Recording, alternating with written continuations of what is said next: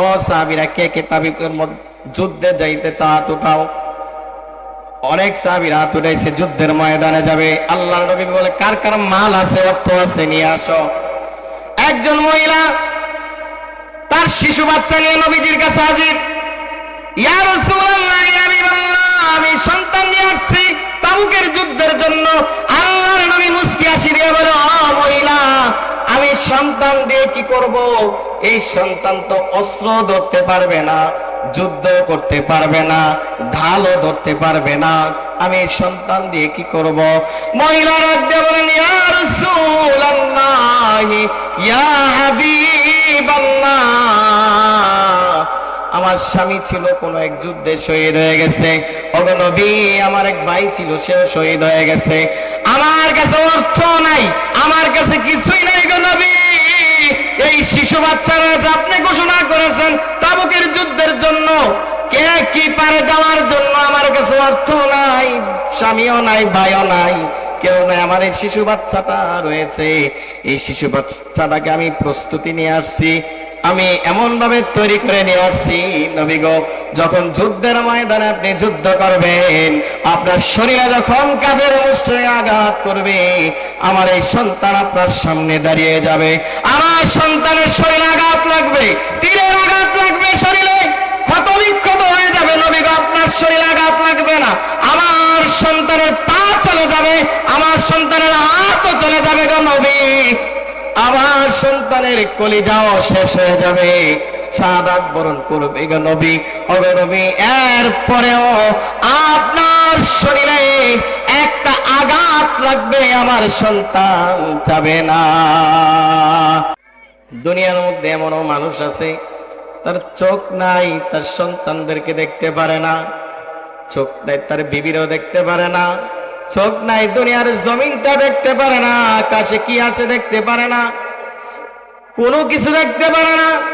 অনেকের কান আছে, কান দিয়ে শুনতে পারে না, কি বলতেছে শুনতে পারে না, এমন আছে কিনা বলেন?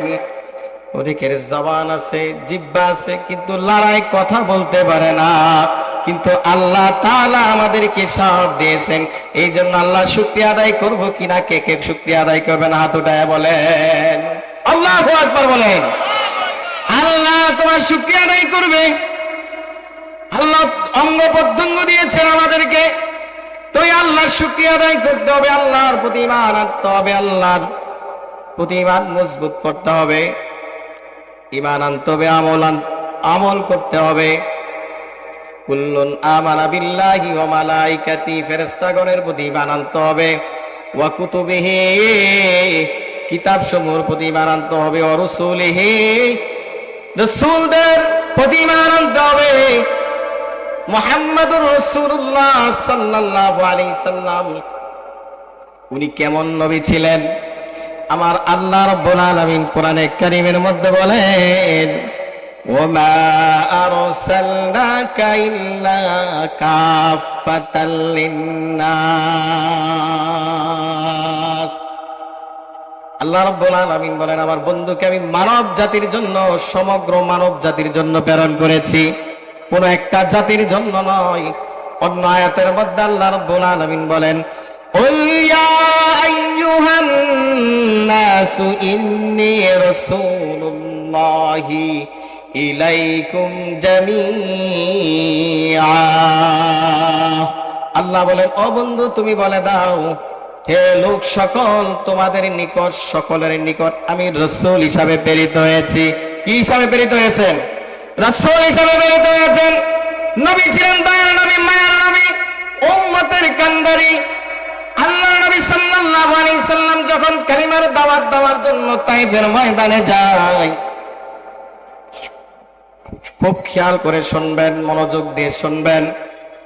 আল্লাহর নবী যখন কালিমার দাওয়াত দেওয়ার জন্য তায়েফের ময়দানে যান, যাইয়া বলেন, ইয়া আইয়ুহান নাস কুলু লা ইলাহা ইল্লাল্লাহু তুফলিহুন।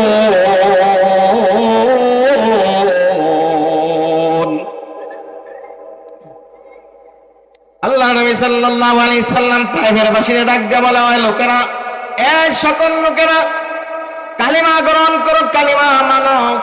যদি কালিমা গ্রহণ করো তাহলে দুনিয়া তো তোমরা সফল কাম, পরকালের সফল কাম হবে। আল্লাহর নবী সাল্লাল্লাহু আলাইহি সাল্লাম যখন কালিমার দাওয়াত দিলেন, লা ইলাহা ইল্লাল্লাহর যখন দাওয়াত দিলেন, ওই কাফের মুশরিকরা আঘাত করতে আর দেরি হয় নাই।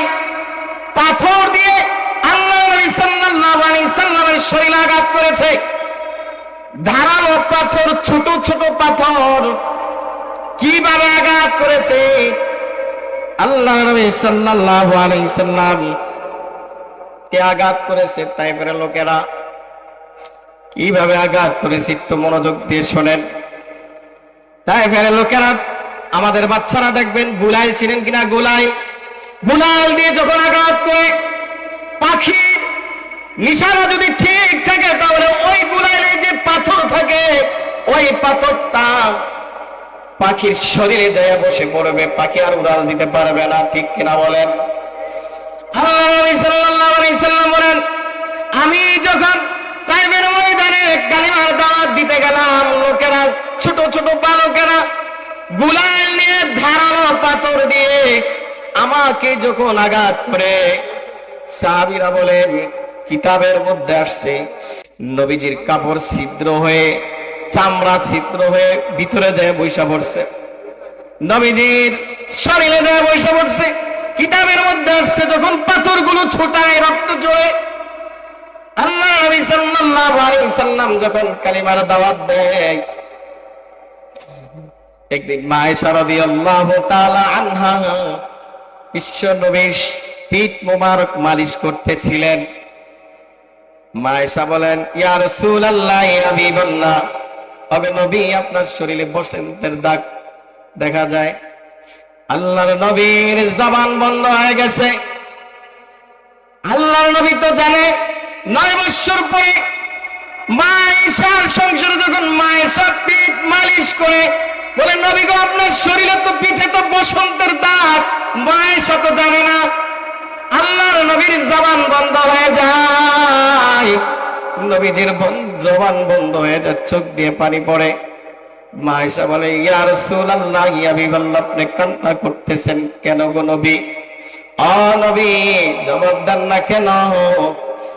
আল্লাহর নবী বলে, আয়েশা রে কি জবাব দিব? 9 বছর আগের কথা মনে হয়ে গেছে। তাইফের ময়দানে যখন আমি রাসূল কালিমার দাওয়াত দিতে গেছিলাম, এটা কোনো বসন্তের দাগ নয়। তাইফের লোকেরা যখন ধারালো পাথর দিয়ে আমার শরীরের মধ্যে আঘাত করেছিল,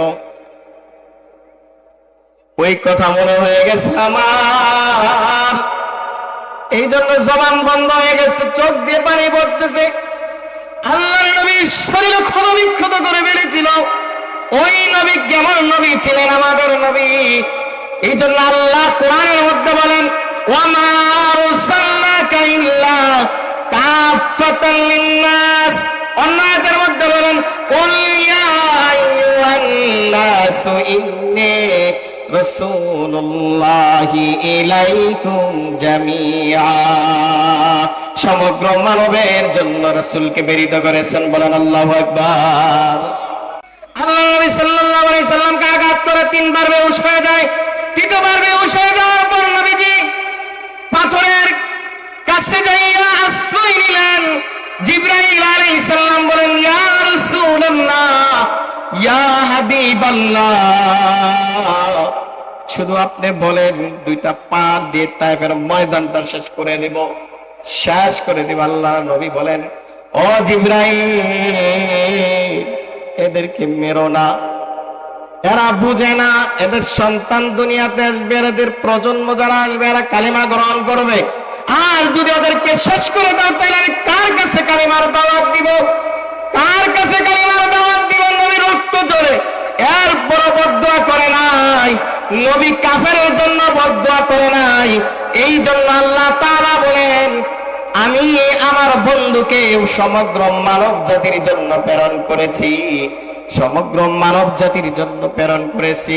আল্লাহর নবী সাল্লাল্লাহু আলাইহি সাল্লাম হাদিসের মধ্যে বলেন, কানান নাবিয়্যু বাসু ইলা কওমি খাসসা ওয়া বুইস্তু ইলান নাসি আম্মা।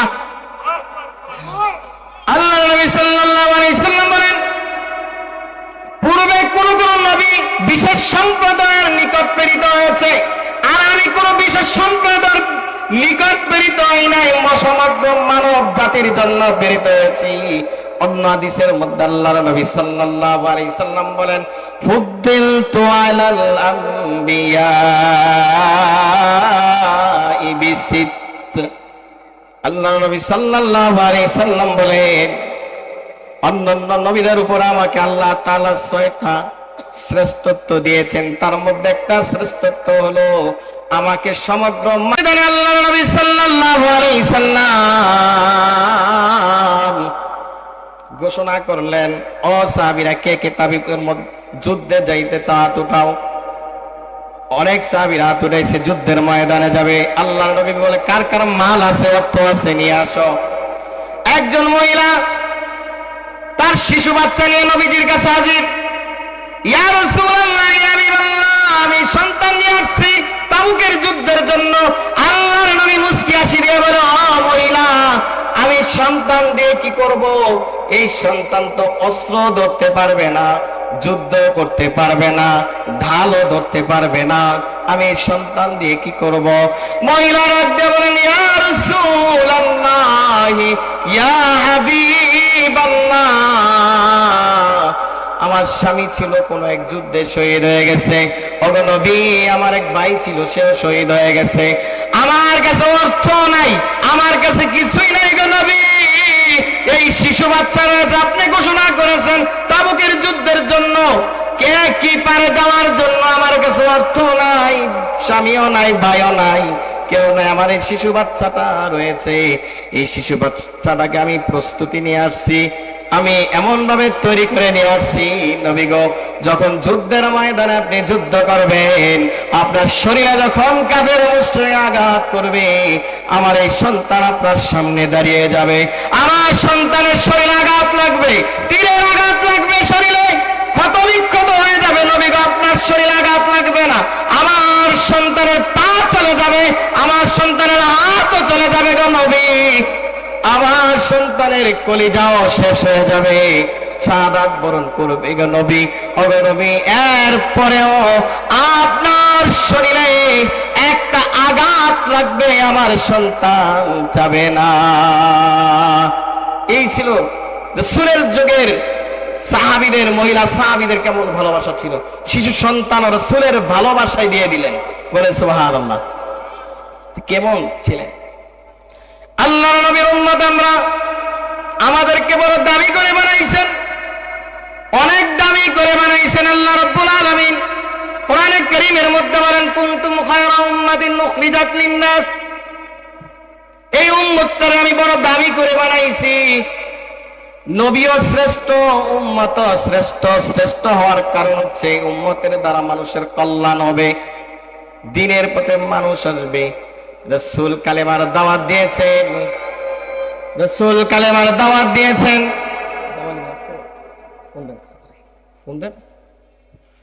রাসূল আমাদের জন্য সবকিছু করেছেন, আর আমরা রাসূলের উম্মত, রাসূলকে শ্রেষ্ঠ বানাইছেন, আমাদেরকে শ্রেষ্ঠত্ব দিয়ে দুনিয়ার জমিনের মধ্যে তৈরি করছেন।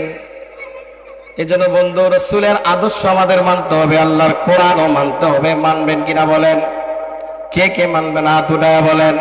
কে কে আল্লাহ তুমি কবুল করো, সকলে বলেন আমিন। হাত নিচে নামান, হাত নিচে নামান।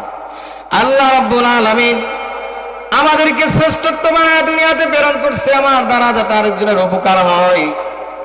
আমি যে সুদ খাই, ঘুষ খাই, কার জন্য খাই রে বাজান? নিজের সন্তানের জন্য খাই, নিজের বিবির জন্য খাই, নিজের আত্মীয় স্বজনের জন্য ঘুষ খাইতেছি। একবার কি চিন্তা করলেন না, এই সন্তানের কারণে, এই সন্তানের কারণে আমাকে জাহান্নামে যাইতে হবে? এই সন্তান কিয়ামতের ময়দানে আমার বিরুদ্ধে আচরণ করবে। সুদ কার জন্য খাইলাম? আর নিজে যেটা উপার্জন করেন এটাই তো যথেষ্ট, লাগে না আর কিছু। এই দুনিয়ার জমিনের মধ্যে দেখবেন যার টাকা বেশি সে সুদও বেশি খায়, খায় কিনা? যার টাকা বেশি, যে বড় লোক বেশি, যার অর্থ বেশি, সে সুদও খায় বেশি, খায় কিনা? খায়।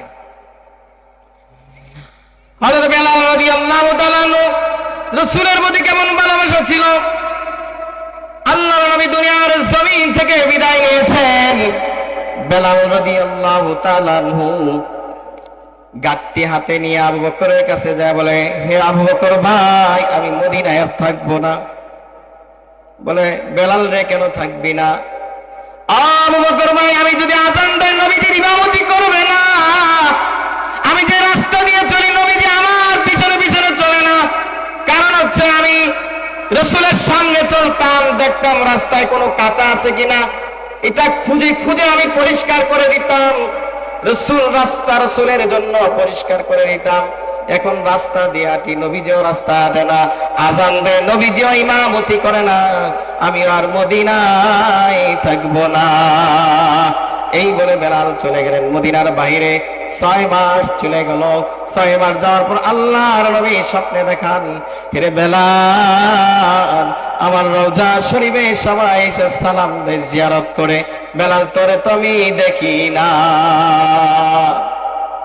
স্বপ্নে দেখার পর বেলাল রাদিয়াল্লাহু তাআলা পরের দিন সকালে চলে আসলেন। মদিনার লোকেরা, ছোট ছোট বাচ্চারা দেখার পরে কি খুশি, বাড়িতে দৌড়ে যায়, বলে বেলাল আসছে, মনে হয় রাসূল আসবে। বলেন আল্লাহু আকবার। বেলালের প্রতি কেমন ভালোবাসা ছিল মদিনার মানুষের, যে বেলাল আসছে, মনে হয় এখন রাসূলও আসবে। বেলালের চেহারা যেহেতু মদিনায় দেখা গেছে, ছোট ছোট বালকরা যায় বলেন, ও গো মা, ও বাবা, ভাই বোনেরা দৌড়ায় আসো, মসজিদে নববীতে যাই, বেলালরে দেখা যাবে। সাহাবীরা বেলালরে অনুরোধ করে, বেলাল তুমি আযান দাও। 6 মাস ধরে কোনো আযানের শব্দ শোনা যায় না। বেলাল আযান দাও। বেলাল বলে আমি আযান দিব না, কারণ হচ্ছে আমি আযান দিলে নবীজি ইমামতি করবে না, নবীজি নাই, আমি আযান দিব না। অনেক রিকোয়েস্ট করার পরও বেলাল আযান দেয় না। এবার সাহাবীদের মধ্যে বলেন, হাসান আর হুসাইন নিয়ে আসো, তাইলে বেলাল রাজি হয়ে যাবে। হাসান আর হুসাইন যখন নিয়ে আসছেন, সাহাবীরা দুই বগলের মধ্যে হাসান আর হুসাইন যা বসলেন। বেলাল হাসান আর হুসাইনের দিকে তাকাইয়া দেখে চেহারার মধ্যে রাসূলের ছায়া। বলেন সুবহানাল্লাহ। ওই হাসান আর হুসাইনের চেহারার দিকে তাকাইয়া দেখে রাসূলের ছাপ দেখা যায়। রাসূল তাকায় রয়েছে বেলালের দিকে। বেলাল এবার চোখের পানি ছেড়ে দিয়ে বলেন, ও সাহাবীরা, কারে নিয়ে আসলা? হাসান আর হুসাইন নিয়ে আসছে, এখন তোর মানা করতে পারবো না। এই হাসান আর হুসাইনের মধ্যে রাসূলের ছাপ দেখা যায়। এখন যদি আমি না করি, তাহলে রওজার নবী আমার তো ধমক দিবে, না করা যাবে না। এই বলে বেলাল রাজি হয়ে গেলেন। মসজিদের আযানও শুরু হয়ে গেল। বেলালের আযানের ধ্বনি আরশে আজিমও যাওয়া শুরু করলো। বলেন সুবহানাল্লাহ। আল্লাহর নবীর প্রতি কেমন ভালোবাসা ছিল সাহাবীদের, নবীর প্রতি সাহাবীদের কেমন ভালোবাসা ছিল। নিজের সন্তান দিয়ে দিয়েছেন, নিজের জীবন দিয়ে দিয়েছেন। আর আমরা কি করি? আমরা তো ইবাদত করি না। সন্তান দিব দূরের কথা, আমরা তো আমাদের সন্তান দিব দূরের কথা, নিজেই তো পালন করি না।